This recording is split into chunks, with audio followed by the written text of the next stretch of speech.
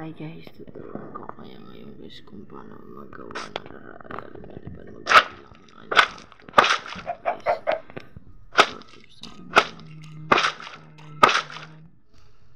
Lalagyan lang natin siya nito. Lalagyan lang natin siya guys. Ay, ano ba?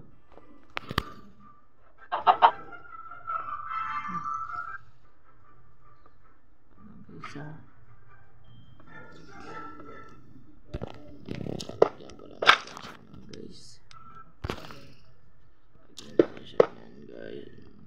tapos lagyan natin siya nito guys, tapos dito tapos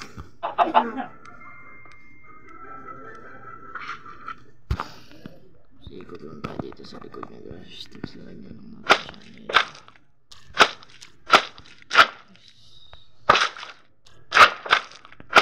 tapos lagyan lang natin siya nito guys.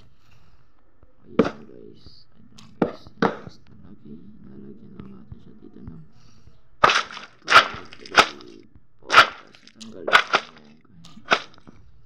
ini guys, tapos ilalagyan nyo lang siya dito nyan guys. Yan.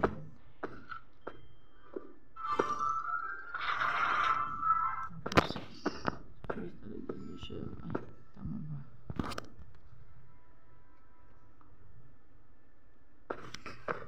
Wait lang guys ha.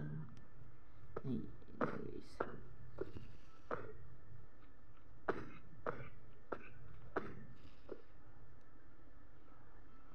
So guys, kamali tayo guys, partial video guys. Ayan. So guys, tapos